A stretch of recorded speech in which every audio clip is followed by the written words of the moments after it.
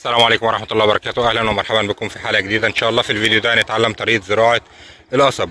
كل اللي احنا محتاجينه هو عود قصب زي اللي احنا شلناه أو خلعناه بالطريقة دي. ممكن شايفين البذوذ دي؟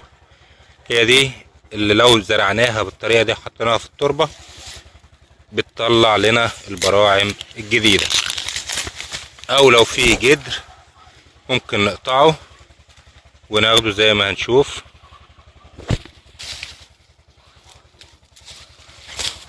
بالطريقة دي بناخد الجدر ده وبنحفر له، واوريكم ازاي نزرعه بالطريقة الصح. ممكن نزرعه في قصيص كبير، ممكن نزرعه في الارض زي ما انا زارع كده ما شاء الله اللهم بارك. يعني ده كله من عقلة واحدة او عقلتين، كل جورة هي عقلة وما شاء الله بتشتغل معانا بسرعة. اهم حاجة في القصب هي البذوذ اللي موجودة دي. لو موجودة تمام، ولما تضغط عليها كده تلاقيها ناشفة كده يبقى انت تمام، تقدر تزرعها وتشتغل معاك ان شاء الله.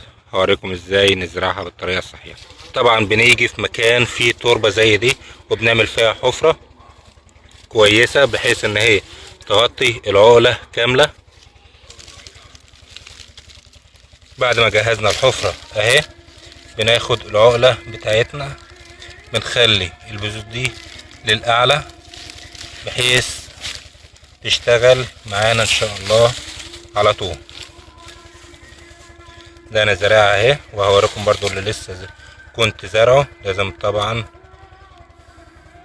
تخلي التربة ناعمة فوقها عشان النموات تطلع بسرعة. بعد كده بنجيب المية عليها وبنغمرها بالمية بحيث ان هي تتشبع بالمية. بنسيب عليها المية عايزينها لازم تغرق. شايفين ده عمر 3 شهور ما شاء الله اهو اللهم بارك.